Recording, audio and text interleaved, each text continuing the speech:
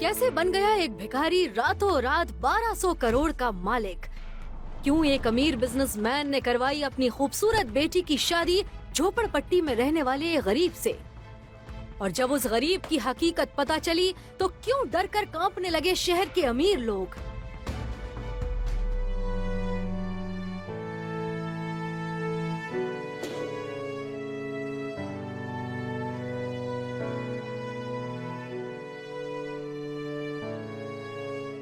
तुम मेरे पति नहीं होते ना तो नाली में काट के फेंक देती तुमको। मेरे फ्रेंड्स के पति उन्हें डायमंड रिंग, आईफोन देते हैं और तुम ये 10 रुपए का फूल दे रहे हो मुझे?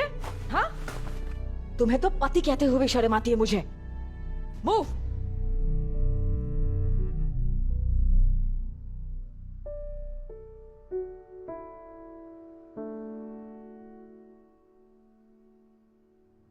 अनिका ने अपने पापा के कहने पर नक्श से शादी तो कर ली थी, मगर जब उसे पता चला कि उसका पति कोई अमीर बिजनेसमैन नहीं बल्कि झोपड़पट्टी में रहने वाला एक गरीब लड़का है, तो उसकी आंखें फटी की फटी रह गईं।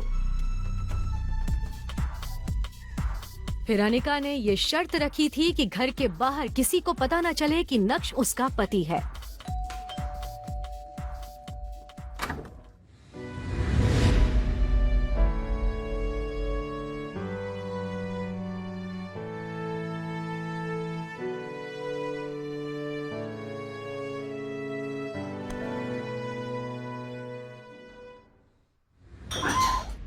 नक्श उस घर में घर जमाई बनकर रहता था, लेकिन वो सिर्फ एक नौकर ही था। सब उसे जलील करते रहते। ना तो उसे घर में ठीक से खाने को मिलता था, ना ही उसके लिए कोई कमरा था। कभी कालीन पर तो कभी वो कुत्तों के कमरे में सो जाता। अनिका ने अपने दोस्तों को बता रखा था कि उसकी शादी विदेश जाकर हुई है और उसका पति लंदन में एक बड़ा बिजनेसमैन है। लेकिन जब अनिका के दोस्त उसे अपने हस्बैंड्स के दिए हुए महंगे महंगे गिफ्ट्स दिखाते तो वो जल भुनकर राख हो जाती। वैलेंटाइन आने वाला था और नक्श अनिका के लिए रेड रोज लाया था, जो उसने लेने से मना कर दिया और चिल्लाते हुए बोली, तुम्हारे पास सिर्फ 2 दिन है। मुझे वैलेंटाइंस पर एक महंगा गिफ्ट चाहिए जिसकी कीमत कम से कम 1 लाख रुपए हो, और अगर नहीं ला सके तो किसी ट्रेन के सामने खड़े होकर मर जाना। कम से कम तुमसे पीछा तो छूटेगा। मैंने आज तक इतने पैसे देखे भी नहीं है। इतना महंगा गिफ्ट कहाँ से ला कर दूंगा? तो ये तुम्हें मुझसे शादी करने से पहले सोचना चाहिए था ना। एक मर्द होकर अपनी बीवी की डिमांड्स भी पूरी नहीं कर सकते। छी। 2 दिन बाद वैलेंटाइन के दिन नक्श अनिका के पास आया और उसे एक गिफ्ट बॉक्स दिया। अनिका ने बुरा सा मुंह बनाकर उस डिब्बे को खोला और जैसे ही उसने अंदर का गिफ्ट देखा तो उसके होश उड़ गए। ये तो जिमी शू के सैंडल्स हैं। ये तो 10 लाख के आते हैं। ये तुम कहाँ से लाए? वो दरअसल ये ओरिजिनल नहीं है, बल्कि उसी महंगे सैंडल्स की कॉपी है। मैंने मार्केट से खरीदी है। ये नकली है। नकली? अनिका ने बुरा सा मुंह बनाकर उन सैंडल्स को अपने कमरे में रख दिया, पर सैंडल्स की क्वालिटी देखकर अनिका को नक्श पर थोड़ा शक हुआ, क्योंकि वो सैंडल्स एकदम ओरिजिनल लग रहे थे। एक्चुअली आप मिस्टर भानुशाली के दोस्त हैं? मिस्टर भानुशाली? मतलब भानुशाली इंडस्ट्रीज के मालिक? पर उन्हें तो आज तक किसी ने नहीं देखा। बड़े बड़े लोग उनसे बात भी नहीं कर सकते। नहीं, मैं उन्हें नहीं जानती हूँ, पर तुमने ऐसा क्यों पूछा? मैम, आपके हाथ में ये जो बैग है ना, ये जिमिज़ू सैंडल का बैग है। मैं आए? ये स्पेशल एडिशन सैंडल है मैम। इसकी कटिंग, इसका डिजाइन, इसका लोगो नकली बनाना इम्पॉसिबल है। ये इंडिया में कल दूसरा पीस ही बिका है जो मिस्टर भानुशाली ने खरीदा है। क्या नक्श ही है मिस्टर भानुशाली, या नक्श ने चुराए हैं ये सैंडल्स? कहाँ से आए हैं ये लाखों के सैंडल्स बेरोजगार नक्श के पास? क्या है नक्श की असलियत? अगर वो इतना अमीर है तो क्यों रहता है अपनी ससुराल में घर जमाई बनकर? ये सब कुछ अब अनिका के दिमाग में चल रहा था, पर उसे विश्वास था कि कुछ न कुछ जुगाड़ करके नक्श ये सैंडल्स उसके लिए लाया होगा। कुछ दिन बाद अनिका उस सैंडल्स को भूल गई। एक सुबह नक्श घर के लिए सब्जी लेने बाहर गया था। तभी अनिका जल्दी रेडी होकर घर के हॉल में आ गई और गुस्से से चिल्लाने लगी, मम्मी, नक्श कहाँ है? ये आदमी ना हमेशा काम के समय गायब हो जाता है। मैं सोच रही थी इसे अपने ऑफिस लेकर चलूं आज, पर ये महाशय तो घर पे है ही नहीं। नक्श, कहाँ थे तुम? वो सब्जी। मैं आज तुमको आखिरी मौका दे रही हूँ, मेरे साथ ऑफिस चलो और वहां कुछ काम कर लो। यहाँ घर बैठे बैठे तुम कामचोर बन गए हो। अभी चलो, तुम्हारी वजह से वैसे ही मैं लेट हो चुकी हूँ। मेरा बैग लेते आना।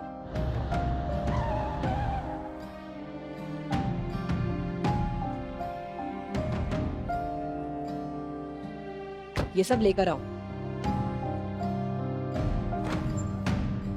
हाय विहान। यार अनिका, कहाँ रह गई थी तुम? पता है 1 घंटे से तुम्हारा इंतजार कर रहा हूँ। I am so sorry Vihaan. कुछ लोगों के कारण घर से निकलने में देर हो जाती है। अब इसमें सॉरी की क्या बात है? खैर, ये देखो अनिका, भव्य साची का लहंगा तुम्हारे लिए लाया हूँ। ये वही लहंगा है जो दीपिका ने अपनी शादी में पहना था। तुम्हें अपनी फ्रेंड की वेडिंग पे जाना था ना, अब तुम ये वही पहनना। वाह विहान, ये तुम मेरे लिए लाए हो? हाँ, ये बहुत सुंदर है। Thank you so much for your gift. इसमें थैंक यू की क्या बात है? तुम्हारे सामने ये कुछ भी नहीं। मैंने अपने दोस्त से सीधा बोल के इसे डिजाइन करवाया। पूरे 20 लाख का है ये lehenga. Oh my god, 20 lakh! Vihaan, मुझे बिल्कुल यही लहंगा चाहिए था। अब देखना, शादी में सिर्फ मेरी चर्चे होंगे कि अनिका ने भव्य साची का लहंगा पहना। सही कहा। और वैसे भी तुम कोई सेलिब्रिटी से कम हो क्या? विहान अनिका को इम्प्रेस करने की पूरी कोशिश कर रहा था। अनिका, ये लहंगा नकली है। क्या? ये ओरिजिनल की कॉपी है। ये क्या बक रहे हो तुम? और तुम्हारी हालत देख के तो लगता है कि तुम्हारे पास शर्ट खरीदने के पैसे नहीं है। कभी भव्य साची का नाम भी सुना है और इसे नकली बता रहे हो? ओरिजिनल लहंगे में सिल्क यूज होता है। इसका फैब्रिक भी अलग है और डिजाइन भी अलग। दूसरी बात, इसमें भव्य साची की जो स्पेलिंग है, पहला लेटर कैपिटल में है। असली लहंगे में सब स्मॉल में होते हैं। इस तरह के नकली लहंगे शहर में 5-5 हजार के बिकते हैं। अनिका ने जब ध्यान से देखा तो वो सच में नकली लहंगा निकला और ये देखकर विहान भी चुप हो गया और अपनी सफाई में कहने लगा, मुझे लगता है मेरे दोस्त ने मुझे झूठ बोला है। मैं उसे छोड़ूंगा नहीं। मैंने तुम्हारे लिए ओरिजिनल भव्य साची का लहंगा बनवाया था। अनिका, मैं भला तुम्हें नकली लहंगा क्यों दूंगा? मुझे जाना है, मुझे कुछ काम है। अनिका, मैंने तुम्हें आज तक कोई सलाह नहीं दी, पर आज कह रहा हूँ, ये आदमी तुम्हें इम्प्रेस करने के लिए नकली और सस्ते की सलाह कर दे रहा है। ऐसे आदमी से तुम्हें बात भी नहीं करनी चाहिए। मैं तुमसे वादा करता हूँ, एक दिन मैं तुम्हारे लिए असली और ब्रांडेड गिफ्ट लाऊंगा और उसके लिए जितनी मेहनत करनी पड़े मैं करूंगा। अपने दिल की बात अनिका के सामने रखने के बाद नक्श ने अनिका के जवाब का इंतजार भी नहीं किया और उसके कैबिन से बाहर निकल गया। 2.5 साल की शादी में पहली बार अनिका को ऐसा लग रहा था कि नक्श उसकी फिक्र कर रहा है, उसे बुरे लोगों से बचा रहा है। नक्श का ये रूप देखकर अनिका चौंक गई थी। आज पहली बार अनिका के मन में ये सवाल उठा था, क्या नक्श को खुद से दूर रखकर मैंने कोई गलती तो नहीं कर दी? ये क्या सोच रही हूँ मैं?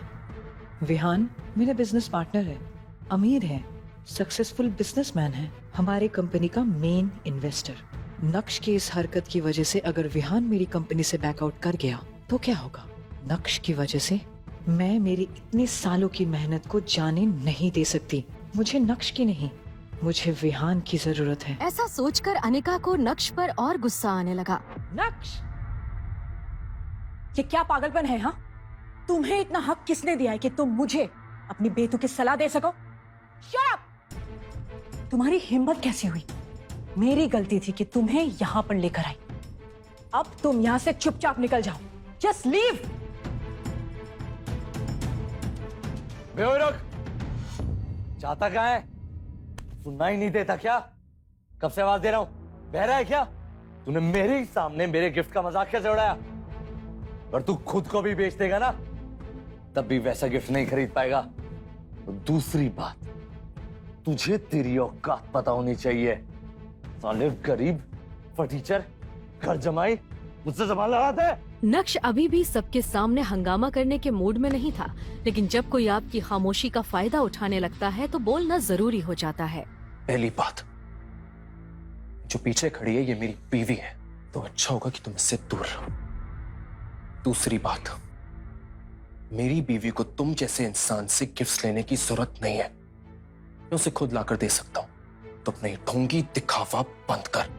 और हाँ, तीसरी बात, जब जेब में नोट ना हो तो चिल्लर बजाकर दिखावा नहीं करते। इसी के साथ नक्श ने विहान को एक बाजू धकेला और ऑफिस से बाहर निकल गया। तमाशा खत्म होने के बाद अनिका भी ऑफिस के अंदर चली गई। अनिका गुस्से से आग बबूला हो रही थी। उसकी जलती आंखों के सामने सिर्फ नक्श का चेहरा घूम रहा था और वो जितना नक्श के बारे में सोच रही थी, उसका गुस्सा उतना ही बढ़ता जा रहा था। हेलो, मैं आप ही के कॉल का वेट कर रहा था। आज मैंने तुम्हारी मीटिंग एक खास इंसान से फिक्स की है। एड्रेस मैसेज कर दिया है और मैं चाहता हूं कि तुम एक बार उनसे मिल लो। ये 200 करोड़ की डील है और जब तक आप ये डील फाइनल नहीं करेंगे तब तक हम ये प्रोजेक्ट नहीं लेंगे। ठीक है, मुझे किसी मिलने में कोई तकलीफ नहीं, लेकिन उससे पहले आपको मेरी 2 और शर्तें पूरी करनी पड़ेगी। सबसे पहले मुझे आज के आज भव्या साची का लहंगा चाहिए जिसकी कीमत 1 करोड़ हो, और दूसरी मैं आपको व्हाट्सएप कर रहा हूँ। ये शर्त भी उतनी ही खास है, और हाँ, काम हो जाना चाहिए। ओके। फोन रखते ही नक्श ने देखा कि उसे व्हाट्सएप पर एक एड्रेस आया था। वो एड्रेस गोल्डन पार्क सोसाइटी का था, जहां उसे मीटिंग करने जाना था। गोल्डन पार्क सोसाइटी सूरत ही की नहीं बल्कि गुजरात की सबसे लग्जूरियस सोसाइटीज में से एक थी। लेकिन नक्श किससे मिलने जा रहा है, इस बात की उसे कोई जानकारी नहीं थी। नक्श टैक्सी को पकड़कर गोल्डन पार्क सोसाइटी की तरफ निकल गया। उस सोसाइटी में सूरत के ही नहीं बल्कि गुजरात के सबसे अमीर लोग रहते थे। शहर के अमीर लोग वहां आया जाया करते थे। नक्श जैसे ही अंदर जाने के लिए आगे बढ़ा तो उसके पुराने कपड़े, पैर में चप्पल देखकर सिक्योरिटी गार्ड ने उसे गेट के बाहर ही रोक दिया। फटीचर, कहाँ गुस्सा चला आ रहा है? वो मुझे अंदर जाना, मेरी मीटिंग है। अबे साले, झूठ बोलने से पहले ये तो देख लेता कि तेरी हालत क्या हो रखी है। ये गोल्डन पार्क सोसाइटी है, यहाँ शहर के लोग अपनी बड़ी बड़ी कारों में आते हैं और तू भिखारी यहाँ भीख मांगने घुसा रहा है। मैं तुझ जैसे लोगों को बहुत अच्छे से जानता हूँ। चल भाग यहाँ से, चल। ऐसा कहकर गार्ड ने नक्श को जोर से धक्का दे दिया, जिससे नक्श वहीं सड़क पर गिर गया और एक महंगी कार के सामने आ गया। उस कार ने तेजी से ब्रेक लगाए और नक्श गाड़ी के नीचे आने से बच गया। वो कार किसी और की नहीं बल्कि गोल्डन पार्क सोसाइटी के मालिक मिस्टर खन्ना की थी। उन्हें सब रियल एस्टेट किंग कहा करते थे। पूरे गुजरात में बड़ी बड़ी बिल्डिंग्स और सोसाइटी उन्होंने ही बनाई थी। जैसे ही कार में बैठे मिस्टर खन्ना ने ये सब देखा तो वो उतर कर आए और गार्ड पर चिल्लाने लगे। क्या हो रहा है सब? वो भी सोसाइटी के गेट पर? हाँ? पता नहीं, सब करने से हमारी सोसाइटी की रेपुटेशन खराब होती है। देखिए ना सर, ये फटीचर अंदर घुसा चला आ रहा है। इसे रोका तो रुक नहीं रहा। नक्सर, आप यहाँ? सर मुझे माफ कर दीजिए सर, मैंने आपको देखा नहीं। मुझे अगर पता होता आप हैं तो मैं खुद आपको रिसीव करने आता सर। बेवकूफ, जानता है कौन है ये? हैं?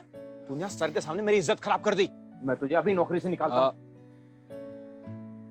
इसमें इसकी कोई गलती नहीं है। मेरी हालत ही कुछ ऐसी है, कोई भिखारी ही समझेगा।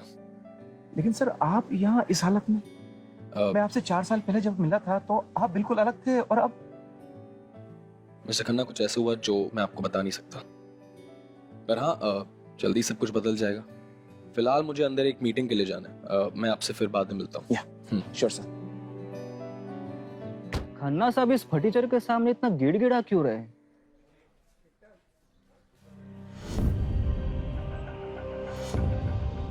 तुमने मुझे पहले क्यों नहीं बताया कि मैं इस इंसान के साथ डीलिंग कर रहा हूं? मैं इस इंसान के साथ कोई मीटिंग नहीं कर रहा। 200 करोड़ तो क्या, मैं इसके साथ 20,000 की भी डीलिंग नहीं करूंगा। कौन था ये इंसान जिससे डर कर छुप रहा था नक्श? क्या नक्श सच में गरीब है? तो कैसे वो 200 करोड़ रुपए की डील कर रहा है? और अगर नक्श अमीर है तो क्यों वो रह रहा है गरीबों की तरह अपने ससुराल में? क्या होगा जब अनिका को पता चलेगी नक्श की हकीकत? क्यों हुई नक्श की शादी अनिका के साथ? मिलेंगे इनसे भी कई मजेदार सवालों के जवाब। बस जानने के लिए अभी सुनिए पॉकेट एफएम की ये पूरी कहानी, इंस्टा एम्पायर, जिसे हिंदुस्तान में सबसे ज्यादा सुना जा रहा है। फ्री कहानी सुनने के लिए अभी नीचे दिए गए इंस्टॉल बटन पर क्लिक करें और पॉकेट एफएम डाउनलोड करें।